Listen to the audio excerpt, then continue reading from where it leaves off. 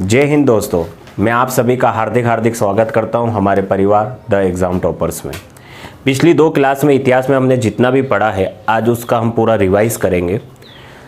सबसे पहले बात करते हैं, इस धरती पर मानव का आविर्भाव कब हुआ। इस धरती पर मानव का आविर्भाव 26 लाख ईसा पूर्व में अफ्रीका में माना जाता है। कब माना जाता है? 26 लाख ईसा पूर्व में अफ्रीका में माना जाता है। कहाँ पर? अफ्रीका में। अफ्रीका में। और कब?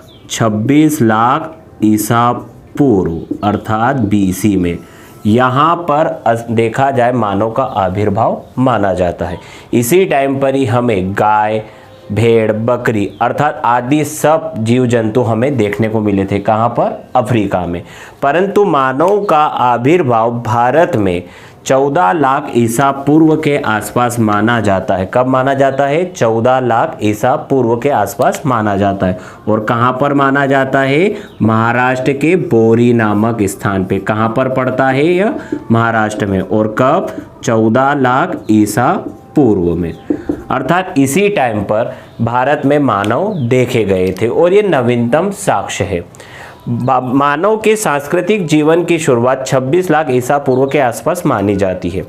प्राचीन समय में जो मानव था उसे ना तो लिपि का ज्ञान था, वो ना ही पूर्ण रूप से सभ्य था। उसका जो निवास स्थान जो होता था वो देखा जाए गुफाओं, झरनों, नदी अर्थात घने जंगलों की ओर होता था। जिस प्रकार उसने धीरे धीरे पाषाण का उपकरण का इस्तेमाल किया और उस टाइम के वातावरण के आधार पर हम उस काल को पाषाण काल के नाम से जानते हैं। और पाषाण काल कितने हैं? पूरा पाषाण, मध्य पाषाण, नव पाषाण और ताम्र पाषाण, जिसके बारे में हम चर्चा आगे करेंगे। अब भारत का नाम भारत कैसे पड़ा? तो प्राचीन समय में एक भरत नाम की एक आदिम जनजाति थी। किस नाम की थी? भरत नाम की एक आदिम जनजाति थी और उसी जनजाति के आधार पर भारत का नाम भारत पड़ता है। और हम सब किसकी संतान कहे जाते हैं? भारत की ही संतान या भरत की संतनी कहे जाते हैं। अब हिंदुस्तान नाम कैसे पड़ता है? मिस्र के लोग देखा जाए सिंधु को इंडस के नाम से पुकारते हैं और फारसी लोग जो होते हैं, फारसी लोग जो स का उच्चारण ह से करते, स का उच्चारण कैसे करते? ह से करते। तो सिंधु हिंदू बन गया और बाद में वह हिंदुस्तान कहा जाने लगा। अब देखा जाए प्राग ऐतिहासिक काल किसे कहते हैं, आद्य ऐतिहासिक काल किसे कहते हैं और ऐतिहासिक काल किसे कहते हैं। अब सबसे पहले बात करते हैं प्राग ऐतिहासिक अर्थात प्री हिस्ट्री किसे कहते हैं। प्राग ऐतिहासिक काल उस काल को कहते हैं जिसमें ना तो लिपि का ज्ञान नहीं था। अब लिपि का ज्ञान नहीं था तो लिपि पढ़ी नहीं गई, तो वो क्या कहलाता है? प्राग ऐतिहासिक काल। और प्राग ऐतिहासिक काल में कौन कौन सा समय आता है? तो पूरा पाषाण और ये मध्य पाषाण, ये काय के पार्ट है? तो यह प्री हिस्ट्री के। किसके? प्री हिस्ट्री अर्थात पूरा आपका देखा जाए प्राग ऐतिहासिक काल का एक पार्ट है। आद्य ऐतिहासिक काल किसे कहते हैं अर्थात प्रोटो हिस्ट्री, जिसमें लिपि का ज्ञान तो था परंतु वो लिपि अभी तक पढ़ी नहीं गई है, तो वो वाला काल क्या कहलाता है? आद्य ऐतिहासिक। और आद्य ऐतिहासिक में क्या आता है? नवपाषाण, ताम्रपाषाण, सिंधु सभ्यता, ये आदि काय में आते हैं? आद्य ऐतिहासिक अर्थात प्रोटो हिस्ट्री में। ऐतिहासिक किसे कहते हैं? जिसमें लिपि का ज्ञान तो था और लिपि पढ़ी भी गई है, तो वो क्या कहलाती है? ऐतिहासिक अर्थात इतिहास। और उसकी शुरुआत देखा जाए कब से मानी जाती है? तो महाजनपद काल से लेकर आज वर्तमान तक। अब हिस्ट्री के कितने पार्ट हो जाते हैं? प्राग ऐतिहासिक, आद्य ऐतिहासिक और ऐतिहासिक। अब हम चर्चा करते हैं पूरा पाषाण काल की। पूरा पाषाण काल की देखा जाए खोज 1863 में। कब? 1863 में रॉबर्ट ब्रूस फूट नाम के व्यक्ति ने मद्रास के पल्लवरम नगर में सबसे पहले हैंड एक्स अर्थात कुल्हाड़ी का उपकरण प्राप्त किया था। और इन्हीं को ही हम देखा जाए भारत में पूरा पाषाण का जनक मानते हैं, या प्राग ऐतिहासिक व्यवस्था का जनक किसको मानते हैं? रॉबर्ट ब्रूस फूट को मानते हैं। पूरा पाषाण काल में मानव क्या करता था? तो पूरा पाषाण काल में मानव क्या करता था? आखेटक अर्थात शिकार करता था, और शिकार करने के पश्चात उसका संग्रह करता था, अर्थात खाद्य संग्रह करता था। पूरा पाषाण काल में कौन सी दो नीति थी? आखेटक अर्थात शिकार करना, और दूसरा खाद्य संग्रह करना। पूरा पाषाण काल का समय कब से माना जाता है? तो 2.5 लाख ईसा पूर्व से, अर्थात 2.5 लाख BC से 10,000 BC तक ये पूरा पाषाण काल का समय माना जाता है। इस पूरा पाषाण काल के कौन कौन से स्थल हैं? तो इस पूरा पाषाण काल के स्थल हैं सोहन घाटी। सोहन देखा जाए आज की वर्तमान समय में पाकिस्तान में पड़ती है, और यह सिंधु की एक सहायक नदी है, और इसके आसपास देखा जाए जितने भी नगर इस संस्कृति के पता चले हैं, उसी के नाम के आधार पर इसे सोहन घाटी सभ्यता भी कहा जाता है। इसके अलावा बेलन घाटी जो आज का वर्तमान के उत्तर प्रदेश का मिर्ज़ापुर है, भीमबेटका जो आज वर्तमान के मध्य प्रदेश के रायसेन जिले में, यह पूरा पाषाण काल के प्रमुख स्थल है। पूरा पाषाण काल की 2 प्रमुख संस्कृतियां हैं। पहली संस्कृति का नाम है चापर चापिंग संस्कृति, और दूसरी संस्कृति का नाम है हैंड एक्स संस्कृति। चापर चापिंग संस्कृति को ही हम सोहन संस्कृति के नाम से जानते हैं, जो आज वर्तमान समय में कहाँ पर पड़ती है? पाकिस्तान में। हैंडेक्स संस्कृति को अपन मद्रासीन संस्कृति भी कह सकते हैं, और इसका पता रॉबर्ट ब्रूस फूट ने लगाया था, और ये कहाँ पर है? तो आज वर्तमान के भारत के तमिलनाडु जिले में। ओके, अब अगला हम चैप्टर पढ़ते हैं मध्य पाषाण। मध्य पाषाण काल को हम देखा जाए मीसोलिथिक एज के नाम से भी जानते हैं। और इस काल में क्या हुआ था? मानव ने पहले से 2 जो चीज चली आ रही थी, आखेटक और खाद्य संग्रह, इसके अलावा एक तीसरी चीज सीखी जिसको अपन कहते हैं पशुपालन। क्या कहते हैं? पशुपालन करना। किस काल में सीखा मानव ने? तो मध्य पाषाण काल में मानव ने पशुओं को पालना सीखा था। यह नव पाषाण और पूरा पाषाण के बीच का संक्रमण काल भी कहा जाता है। क्या कहा जाता है? पूरा पाषाण और नव पाषाण के बीच का यह संक्रमण काल भी कहा जाता है। और इसका समय पीरियड कब से स्टार्ट होता है? तो 10,000 ईसा पूर्व से 7,000 ईसा पूर्व तक, यह इसका समय पीरियड है। मध्य पाषाण काल के कौन कौन से स्थल हैं? तो मध्य पाषाण काल के स्थल हैं बागोर जो आज की तारीख में राजस्थान के भीलवाड़ा में पड़ता है, और दूसरा आदमगढ़, यह कहाँ पर है? आपके होशंगाबाद में। यहाँ पर हमें पशुपालन के साक्ष्य प्राप्त हुए हैं। इसी मध्य पाषाण काल में मानव ने जलचरों अर्थात ऐसे पशु पक्षी जो जल के अंदर निवास करते हैं उनका शिकार करने के लिए नाव का आविष्कार किया था। काय का आविष्कार किया था? नाव का आविष्कार किया था। इसी मध्य पाषाण काल में मानव को दफनाने की प्रथा आरंभ होती है, अर्थात हमें हड्डी के कंकाल प्राप्त होते हैं। और हड्डी के कंकाल किस समय के प्राप्त होते हैं? तो हमें मध्य पाषाण काल के समय के प्राप्त होते हैं। अब अगली चीज आती है नवपाषाण। नवपाषाण को अपन नियोलिथिक भी कहते हैं। क्या कहते हैं? नियोलिथिक भी कहते हैं। इसका समय 7,000 ईसा पूर्व से लेकर 1,000 ईसा पूर्व तक माना जाता है, और इसे क्रांति काल के नाम से भी जाना जाता है। किस काल के नाम से? क्रांति काल के नाम से भी जाना जाता है। नवपाषाण काल में मानव ने क्या करा था? नवपाषाण काल में मानव ने पहले से जो 3 चीज चली आ रही थी, 2 चीज तो पूरा पाषाण की, एक चीज मध्य पाषाण की। कौन कौन सी? आखेटक और खाद्य संग्रह पूरा पाषाण की, पशुपालन मध्य पाषाण काल की। परंतु यहाँ पर चौथी चीज उसने आविष्कार की थी जो थी कृषि करना। खेती का आविष्कार किस काल की देन है? तो नवपाषाण काल की देन है। इसी काल में मानव ने पहिए का आविष्कार भी किया था। किस काल में? नवपाषाण काल में ही मानव ने पहिए का आविष्कार किया था। वस्त्र निर्माण कला भी मानव ने कब सीखी? तो नवपाषाण काल में सीखी। कुंभकारी अर्थात बर्तन निर्माण कला की प्रथा कब सीखी मानव ने? तो नवपाषाण काल में सीखी। इस नवपाषाण काल के बहुत सारे स्थल है। पहला आता है मेहरगढ़। मेहरगढ़ कहाँ पड़ता है? यह आपके बलूचिस्तान में पड़ता है। कहाँ पड़ता है? बलूचिस्तान में पड़ता है। और यहीं पर सबसे पहले गेहूं और जौ की खेती के हमें साक्ष्य मिलते हैं। अगला आता है कोल्डी हवा। कोल्डी हवा आज के वर्तमान के इलाहाबाद अर्थात यूपी में पड़ता है और यहाँ पर हमें चावल की खेती के भी साक्ष्य प्राप्त होते हैं। अगला आता है बुर्ज होम। यहाँ पर देखा जाए मानव के स्थायी रूप से रहने के आवास प्राप्त होते हैं और साथ ही यहाँ पर मालिकों के साथ कुत्ते के दफनाए जाने के साक्ष्य भी हमें कहाँ से प्राप्त हुए हैं, बुर्ज होम। और बुर्ज होम कहाँ पड़ता है, जम्मू कश्मीर में।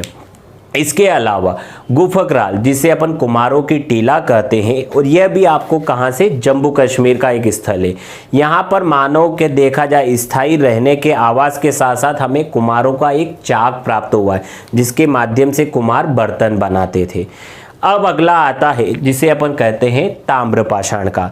ताम्रपाषाण काल का मतलब होता है पाषाण के साथ साथ तांबे के उपकरण का भी प्रयोग साथ साथ करना। तांबे के उपकरण का प्रयोग क्यों किया गया, क्योंकि पत्थर के उपकरण एक बार टूटने के पश्चात पुनः उपयोग में नहीं लाए जा सकते, परंतु तांबे के उपकरण एक बार अगर टूट जाएं तो उसे गलाकर पीटकर जैसा चाहे वैसा आकार में हम ढाल सकते थे।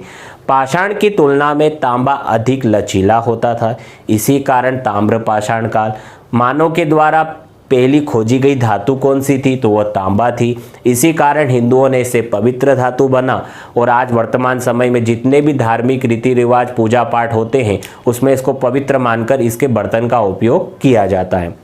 ताम्रपाषाण काल में मानव ने क्या करा, ताम्रपाषाण काल में मानव ने तांबे की वस्तुओं का प्रयोग करा। फिर इसके अलावा जो कुंभकारी व्यवस्था हमने नवपाषाण काल में सीखी थी, उसी कुंभकारी व्यवस्था को यहाँ पर एक नया रूप दिया गया, अर्थात उस कुंभकारी व्यवस्था में चित्रकारी करना आरंभ कर दिया गया। जैसे आपने सुना होगा चित्रित, धूसर, मृदभांड, उत्तरी, काली, मृदभांड। मृदभांड का मतलब होता है बर्तन। तो यह सब व्यवस्था कहाँ से अपनाई गई, ताम्रपाषाण काल में। तांबा हमें कहाँ से प्राप्त हुआ, तांबा का देखा जाए हमें एक स्थल प्राप्त होते हैं और उस स्थल का नाम है आहाड़। आहाड़, आहाड़ का नाम पुराना ताम्बवंती अर्थात तांबे वाली जगह है और यह वर्तमान में हमें कहाँ प्राप्त होता है, तो यह बनास घाटी अर्थात आपके राजस्थान के उदयपुर जिले में, यहाँ से हमें तांबा प्राप्त होता है। इसके अलावा गिलून, गिलून यह देखा जाए इस आहाड़ का एक स्थानीय केंद्र माना जाता था और यह भी कहाँ है, राजस्थान के उदयपुर में। इसके अलावा मालवा संस्कृति, मालवा संस्कृति ताम्रपाषाण काल की सबसे अच्छी संस्कृति मानी जाती है। किसके लिए, मृदभांड अर्थात बर्तन के लिए।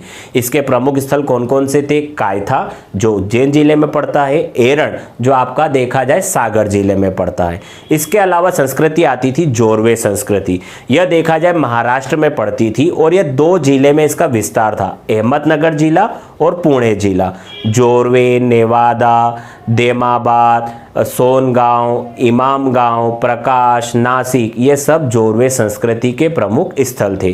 ताम्रपाषाण काल का सबसे बड़ा स्थल अगर कोई सा था तो वह था इमामगांव। कौन सा था, इमामगांव, और यह कहाँ पड़ता है, महाराष्ट्र में। परंतु जोरवे संस्कृति का सबसे बड़ा केंद्र कौन सा था, तो वो था देमाबाद। कौन सा था, देमाबाद। अब मैं वापस एक बार रिवाइज करा रहा हूँ। देखिए पूरा पाषाण काल में मानव ने क्या करा था, खाद्य संग्रह एवं आखेटर। अग्नि का आविष्कार कब हुआ, पूरा पाषाण काल में।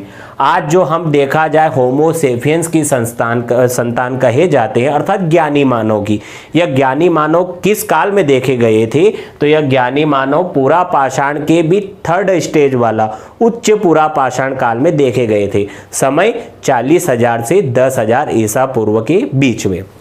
मध्य पाषाण काल में मानव ने क्या सीखा, पशुपालन करना सीखा। साथ में हड्डी के कंकाल, मध्य पाषाण काल। नाव का आविष्कार, मध्य पाषाण। नवपाषाण में क्या सीखा मानव ने, खेती करना सीखा, वस्त्र निर्माण कला सीखी, पहिए का आविष्कार सीखा, मृदभांड अर्थात बर्तन निर्माण कला सीखी। गेहूं और चावल की खेती कब हुई, तो नवपाषाण काल में हुई। तो ये सब हमें कहाँ दिखाई देती है, नवपाषाण काल में। अग्नि का आविष्कार किस व्यक्ति ने किया था, अग्नि का आविष्कार जावा नाम के व्यक्ति ने किया था। प्रथम उपकरण निर्माता किसे माना जाता है, प्रथम उपकरण निर्माता हैंडीमैन को माना जाता है। मानव के द्वारा सबसे पहले पाषाण के उपकरण कौन से प्रयोग में लाए गए थे? तो वह थे हस्त कुठार, हैंडेक्स अर्थात कुल्हाड़ी।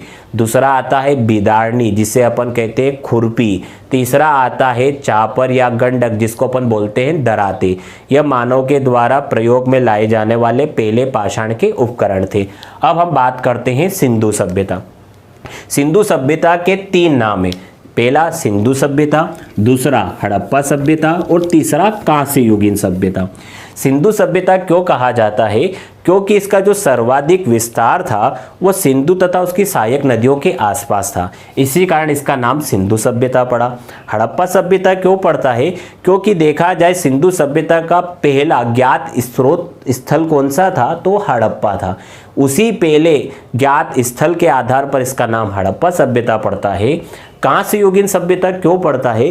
क्योंकि यहाँ पर तांबे के अंदर टीन को मिलाकर कांसे की वस्तुओं का प्रयोग सर्वाधिक किया जाता था, इसी कारण इसे कांस्य युगीन सभ्यता भी कहते हैं। इसका समय पीरियड 3000 से लेकर 1500 ईसा पूर्व तक माना जाता है, परंतु लेटेस्ट कार्बन 14 की तकनीक के आधार पर इसका समय 2500 ईसा पूर्व से 1750 ईसा पूर्व तक माना जाता है। इसके अभी तक लगभग 1500 स्थल प्रकाश में आ चुके हैं, अर्थात 1500 स्थल का पता लग चुका है। इसकी जो देखा जाए सिंधु सभ्यता की जो पूरा क्षेत्र का जो विस्तार है, अगर उसकी किसी आकृति से तुलना की जाए तो आकृति कौन सी होती है? त्रिभुजाकार। और इसका कुल क्षेत्रफल कितना है सिंधु सभ्यता का? तो 12,99,600 वर्ग किलोमीटर। और यह तत्कालीन मिस्र और मेसोपोटामिया की संस्कृति से अधिक क्षेत्रफल था। सिंधु सभ्यता का क्षेत्रफल कितना था? 12,99,600 वर्ग किलोमीटर। इसकी आकृति कैसी थी? त्रिभुजाकार। इसके स्थल कितने हैं टोटल? 1500। परंतु इस 1500 स्थल में से सिर्फ हम 7 स्थल को ही नगर की संज्ञा दे सकते हैं। पहला कौन सा था? हड़प्पा। दूसरा मोहनजोदड़ो, तीसरा चहूदड़ो, चौथा लोथल, पांचवा कालीबंगा, छठा सुतका केंडोर और सातवां बनावली। ये 7 स्थल जिनको अपन नगर की संज्ञा दे सकते थे। अब देखा जाए हड़प्पा का पता कैसे लगा। हड़प्पा का सबसे पहले उल्लेख 1826 में चार्ल्स मेसन नाम के व्यक्ति ने किया था। हड़प्पा टीले का सर्वप्रथम उल्लेख किसने किया था? 1826 में चार्ल्स मेसन नाम के व्यक्ति ने। परंतु हड़प्पा और मोहनजोदड़ो के टीले का पता किसने लगाया था? तो उस टीले का पता लगाया था 1856 में 2 भाई जॉन बटन और विलियम बटन नाम के भाइयों ने। जब कराची से लाहौर के बीच में पटरी बिछाने का कार्य चल रहा था, तब उन्होंने हड़प्पा और मोहनजोदड़ो के टीले का पता लगाया था। परंतु 1921 में दयाराम साहनी नाम के व्यक्ति ने हड़प्पा का उत्खनन कार्य प्रारंभ करा। तभी से इस सभ्यता का नाम क्या पड़ा? हड़प्पा सभ्यता पड़ा। हड़प्पा क्यों प्रसिद्ध हुआ? इसी हड़प्पा में हमें सर्वाधिक नारी की अपेक्षा पुरुष की मूर्तियां अधिक देखने को मिलती है। इस नगर में 2 टीले थे, एक पूरब में टीला और एक पश्चिम में टीला।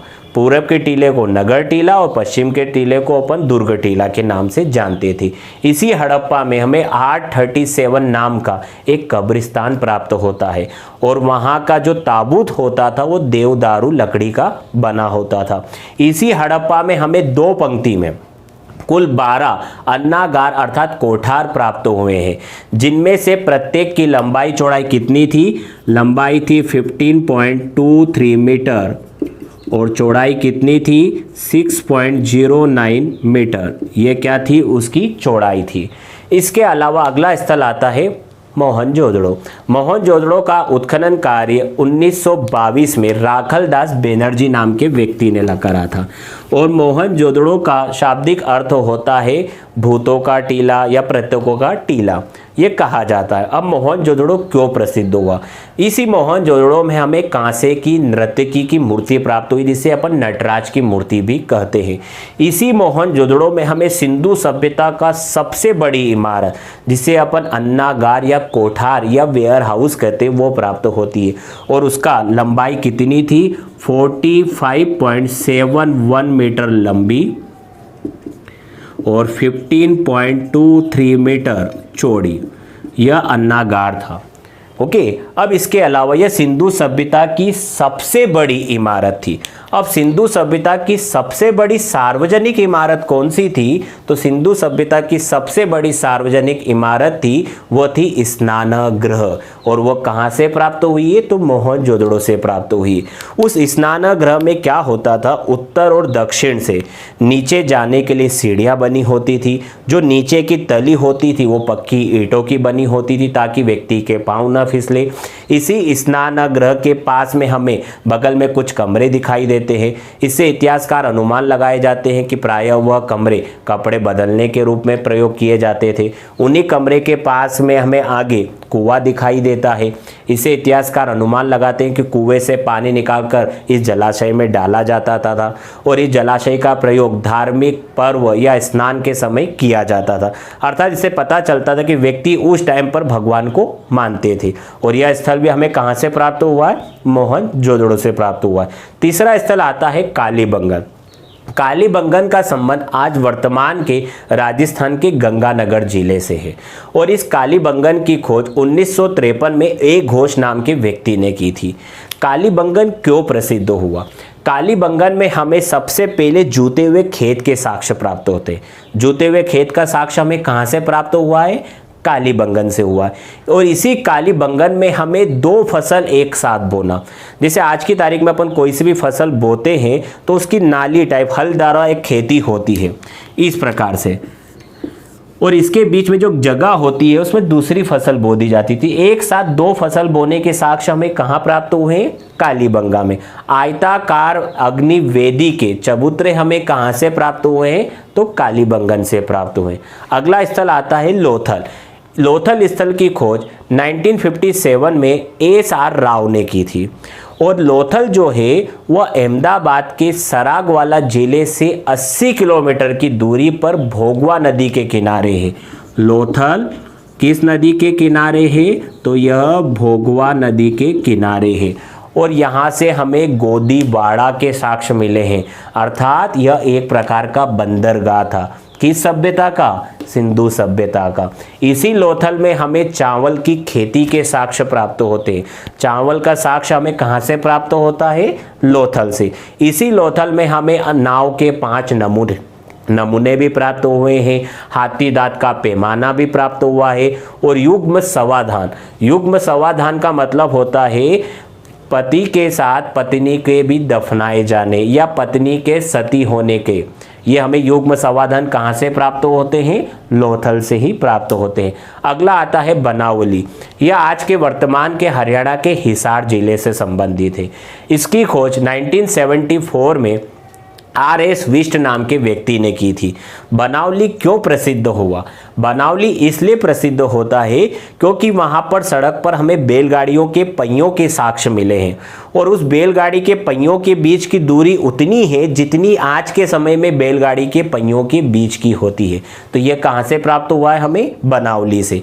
अगला आता है सूतकोटदा। सूतकोटदा की खोज देखा जाए 1964 में जगतपति जोशी ने की थी। और यहीं पर हमें सिंधु सभ्यता के अंतिम स्तर की घोड़े की अस्थियां अर्थात उसकी हड्डियां हमें मिली है। परंतु सिंधु सभ्यता के लोग घोड़े से परिचित थे या नहीं थे, उस पर अभी तक देखा जाए खोज जारी है। ओके, पर देखा जाए सिंधु सभ्यता के लोग घोड़े से परिचित नहीं थे। अगला आता है रंगपुर। रंगपुर भी कहाँ पड़ता है? आज के वर्तमान के गुजरात के काठियावाड़ में पड़ता है। इसकी खोज 1952 में माधव स्वरूप वत्स ने की थी। और यहाँ पर हमें चावल की भूसी प्राप्त हुई। चावल की भूसी हमें कहाँ से प्राप्त हुई है? रंगपुर से प्राप्त हुई। अगला आता है धोलावीरा। धोलावीरा यह देखा जाए गुजरात के कच्छ के रण में पड़ता था। और यह क्यों प्रसिद्ध हुआ था? तो यहाँ की जल नियंत्रण जो प्रणाली थी वो काफ़ी अच्छी थी, उसे सुव्यवस्थित माना जाता था। और इसकी खोज 1967 में जगतपति जोशी ने की थी। अब अगला आता है राखीगढ़ी। राखीगढ़ी भी हरियाणा के हिसार जिले में पड़ता है। और अभी हाल ही में 2014 में 26 मार्च 2014 को हरियाणा सरकार ने घोषणा की है कि राखीगढ़ी सिंधु सभ्यता का सबसे बड़ा स्थल है। किसने घोषणा करी है? हरियाणा सरकार ने। देखा जाए सिंधु सभ्यता की दो प्रकार के, अगर पाकिस्तान में सबसे बड़ा स्थल पूछा जाए तो मोहनजोदड़ो, और भारत में सबसे बड़ा स्थल पूछा जाए तो राखीगढ़ी। अब देखा जाए सिंधु सभ्यता की हम धार्मिक, आर्थिक, राजनीतिक व्यवस्था की भी बात करते हैं शॉर्ट में। बाकी मैं आपको पहली क्लास में पढ़ा चुका हूँ। सामाजिक व्यवस्था की बात करते हैं तो सिंधु सभ्यता में हमें वर्ण व्यवस्था दिखाई नहीं देती है। उस टाइम का समाज केवल व्यापार के आधार पर 4 वर्गों में बटा था। पहला देखा जाए विद्वान, जिन्हें अपन पुरोहित ब्राह्मण कहते थे। अगला प्रशासनिक अधिकारी जो वहाँ के सेवा में रत रहते थे। व्यापारी जो व्यापार करते थे। और श्रमजीवी जो मजदूरी करते थे। इसके अलावा वहाँ का भोजन मुख्य रूप से क्या था? गेहूँ, चावल, जौ, परंतु उनका मुख्य खाद्यान्न क्या था? गेहूँ था। इसके अलावा मांस का सेवन भी करते थे। वेशभूषा स्त्री और पुरुष दोनों एक समान पहनते थे। बाएं कंधे के ऊपर से होकर दाएं कंधे के नीचे एक वस्त्र निकलता था ताकि सीधा हाथ अर्थात दाहिना हाथ कार्य करने के लिए स्वतंत्र रहे। और दूसरा वस्त्र कमर के नीचे पहना जाता था जो आधुनिक धोती के समान होता था। देखा जाए वहाँ के सिंधु सभ्यता के जो निवासी थे वो दोनों प्रकार के कपड़े पहनते थे, सूती भी और ऊनी भी। कपड़े प्रायः सिलकर पहने जाते थे क्योंकि वस्त्र निर्माण कला हमने कहाँ सीखी थी? नवपाषाण काल में। इसके अलावा वो प्रसाधन सामग्री और तथा साज श्रृंगार भी करते थे। आमोद प्रमोदन के साधन में देखा जाए तो वे गाना बजाना, खेलना कूदना, शिकार करना ये उनका प्रमुख मनोरंजन के साधन होते थे। इसके अलावा जुआ खेलना भी उनका प्रमुख मनोरंजन का साधन हुआ करता था। सिंधु सभ्यता के लोगों को औषधि का ज्ञान भी था। वे नीम, पीपल, अश्वगंधा आदि का औषधि के रूप में प्रयोग करते थे। इसके अलावा शल्य चिकित्सा के हमें प्रमाण लोथल और कालीबंगा से प्राप्त हुए। अब हम आर्थिक व्यवस्था की बात करते हैं। आर्थिक व्यवस्था की जब भी कहीं बात आती है तो उसमें सबसे पहला योगदान आता है कृषि का। सिंधु सभ्यता का मुख्य देखा जाए उस टाइम पे जो होता था वो खेती करना होता था। लोग गेहूं, चावल आदि की खेती भी करते थे और साथ में पशुपालन भी करते थे। सिंधु सभ्यता के 2 प्रिय पशु माने जाते हैं। पहला माना जाता है कुब्बड़ वाला सांड, जिसे अपन नांदिया महाराज भी कहते हैं, और दूसरा एक सींग वाला गेंडा। इसके अलावा लोग व्यापार व्यवसाय भी करते थे। व्यापार व्यवसाय देखा जाए आयात भी होता था, निर्यात भी होता था। निर्यात कौन कौन सी चीज़ें होती थी अर्थात उसके बारे में अभी तक शोध जारी है। कह सकते हैं कि फसल जो भी होती थी, गेहूँ, जौ, चावल आदि का देखा जाए निर्यात किया जाता था। साथ में हाथी दांत के उपकरण ये सब आपके निर्यात किए जाते थे। आयात कौन सी वस्तु होती थी? सोना, उसके बाद में तांबा, कीमती पत्थर आदि सब आयात किए जाते थे। आयात कहाँ कहाँ से होते थे? तो अफगानिस्तान, फारस की खाड़ी, दिलमन एक जगह आती है सिंधु सभ्यता में जिसकी पहचान बहरीन से हुई है। बहरीन आप सभी ने देखा होगा, फारस की खाड़ी के पास का एक देश है जो एशिया में पड़ता है। अगला मेलुहा जिसे अपन सिंधु प्रदेश कहते हैं। अगला आता है मकन और जिसे अपन मकरान तट कहते हैं। यहाँ से सिंधु सभ्यता का आपका व्यापार होता था।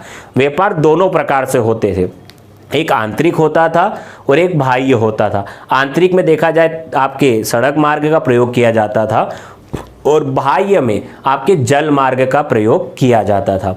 अब सिंधु सभ्यता की हम धार्मिक व्यवस्था की बात करते हैं। सिंधु सभ्यता की जो धार्मिक व्यवस्था थी वो देखा जाए वहाँ पर हमें सर्वाधिक हमें देखा जाए नारी की प्रतिमा मिली है। इससे पता चलता है कि सिंधु सभ्यता का जो समाज है वो इतिहासकार कह सकते हैं मातृ प्रधान था। माता को अम्बा, काली, कराली आदि रूपों में पूजा भी जाता था। इसके अलावा वहाँ पर हमें शिव पूजा के साक्ष्य मिले क्योंकि खुदाई के दौरान अधिक वहाँ पर हमें शिवलिंग प्राप्त हुए। और एक मोहर हमें सेल खड़ी का मतलब होता है मुलायम पत्थर, कि हमें एक सेल खड़ी प्राप्त हुए जिस पर एक व्यक्ति को पद्मासन लगाए हुए अर्थात पाँव के ऊपर पाँव करके बैठा हुआ है और उस व्यक्ति के 2 सींग हैं। उसके देखा जाए चारों तरफ 4 पशु हैं। कौन कौन से हैं? हाथी, गेंडा, भैंसा व्याघ्र अर्थात बाघ, और उसके पाँव के नीचे हमें 2 हिरण दिखाई देते हैं और उसे पशुपति की संज्ञा दी गई। अर्थात भगवान शिव को सिंधु सभ्यता में किस रूप में पूजा जाता था? तो पशुपति के रूप में पूजा जाता था। इसके अलावा हमें वहाँ पर वृक्ष पूजा के भी साक्ष्य मिलते हैं, नदी पूजा के भी साक्ष्य मिलते हैं। इसके अलावा हमें वहाँ पर सूर्य पूजा के भी साक्ष्य मिलते हैं, क्योंकि महिलाएं स्वास्तिक बनाती थी। स्वास्तिक किसके आधार पर बनाती थी? चावल के आधार पर, चावल से स्वास्तिक की आकृति बनाती थी। इसके अलावा हमें वहाँ पर मृतक संस्कार भी 3 प्रकार से देखने को मिलते हैं, पूर्ण, आंशिक और दाह संस्कार। पूर्ण का मतलब होता है व्यक्ति जैसे मरा उसको वैसे ही गाड़ दिया जाए। आंशिक, पहले व्यक्ति मरा तो उसे जंगल में छोड़ दिया जाए, जीव जंतु आहार कर ले, बाद में जो बचे उसे गाड़ दिया जाए। और दाह संस्कार, जिसे अंत्येष्टि संस्कार बोलते हैं, व्यक्ति जैसे मरा उसे पंच तत्वों में विलीन कर दिया जाए। बाद में जो भी राख बचती थी उसे एक बर्तन में इकट्ठा करके घर की उत्तर दक्षिण दिशा में गाड़ दिया जाता था। अब हम राजनीतिक व्यवस्था की बात करते हैं। सिंधु सभ्यता की लिपि अभी तक पढ़ी नहीं गई है, परंतु सिंधु सभ्यता की जो लिपि है वो 1853 में खोजी गई थी, परंतु उसे अभी तक पढ़ा नहीं गया है। सिंधु सभ्यता की लिपि जो थी वो भाव चित्रात्मक थी, अर्थात भाव रूपी थी। इसमें हमें 64 तो चिन्ह प्राप्त होते हैं और 400 अक्षर प्राप्त होते हैं, परंतु इसे पढ़ा नहीं गया है। कुछ इतिहासकार ये कहते हैं ये संस्कृत लिपि हो सकती है, कुछ इतिहासकार ये कह सकते हैं कि ब्राह्मी लिपि हो सकती है, कुछ कहते हैं कि खरोष्टी लिपि हो सकती है। परंतु आज वर्तमान शोध के आधार पर यह कहा जा सकता है कि सिंधु सभ्यता की जो लिपि थी वो खरोष्टी लिपि थी। उसे देखा जाए दाएं से बाईं ओर लिखा जाता था, इस प्रकार से। किस प्रकार से? दाईं से बाईं ओर लिखा जाता था, ये खरोष्टी लिपि होती है। और जो बाएं से दाईं ओर लिखी जाए वो क्या होती है? ब्राह्मी लिपि होती है। सिंधु सभ्यता के जो मकान होते थे वो जाल ग्रिड की भांति आपस से जुड़े होते थे। सिंधु सभ्यता के जो मुख्य दरवाजे होते थे वो सड़क की ओर ना खुलकर प्रायः बगल गली में खुलते थे, ताकि सड़क का धूल कचरा सीधे मकान में प्रवेश न कर सके। परंतु अपवाद स्वरूप लोथल में हमें देखा जाए, सिंधु सभ्यता के जितने भी मकान हैं लोथल में जो हमें प्राप्त हुए हैं, उसका दरवाजा बगल में ना खुलकर सड़क की ओर खुलने को देखने को मिलता है। तो सिंधु सभ्यता की जल निकास प्रणाली भी हमें काफ़ी महत्वपूर्ण दिखाई देती है। प्रायः देखा जाए मकान 1 से 2 मंजिला होते थे। दूसरी मंजिल पर जाने के लिए सीढ़ियों का इस्तेमाल किया जाता था, जो पत्थर तथा लकड़ियों की बनी होती थी। घर के पीछे बरामदा होता था जहां पर स्नानगृह होता था, और वहां से कच्ची नालियों के माध्यम से पानी देखा जाए गली की नाली में आता था। गली की नाली के माध्यम से वो सड़क की मुख्य नाली में आता था, जहां पर मेन होल या अर्थात चैम्बर होते थे, जहां पे सफाई कर्मचारी उतरकर सफाई करता था और बाद में उसी नाले के माध्यम से वो पानी नदी में मिल जाया करता था। सिंधु सभ्यता का नगर नियोजन और जल निकास प्रणाली काफ़ी उत्तम मानी जाती है। इससे पता चलता है कि उस टाइम पर गणतंत्रात्मक व्यवस्था थी, नगर पालिका और नगर निगम जैसी हमें संस्था देखने को मिलती है, ऐसा इतिहासकार अनुमान लगा सकते हैं। अब देखा जाए सिंधु सभ्यता का विनाश कैसे हुआ। कुछ इतिहासकार ये कहते हैं कि सिंधु सभ्यता का जो विनाश है जल प्लावन की वजह से हुआ, अर्थात सिंधु तथा उसकी सहायक नदियों ने अपने जल की प्रवाह की दिशा बदल दी, जिसके कारण सिंधु सभ्यता का विनाश होता है। कुछ इतिहासकार ये कहते हैं कि सिंधु सभ्यता का विनाश भयानक भूकंप से हुआ। कुछ इतिहासकार ये कहते हैं कि संक्रामक रोग के फैल जाने से सिंधु सभ्यता का विनाश हुआ।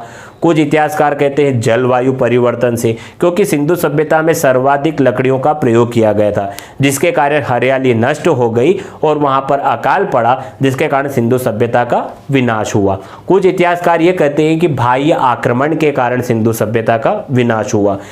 जब भी कोई सभ्यता अपनी बुलंदी पर पहुंचती है और लोगों की ज़रूरतें साधारण से या बिना आसानी के उपलब्ध हो जाए तो वहाँ के लोग आलसी हो जाते हैं, और यही हमें सिंधु सभ्यता के देखा जाए।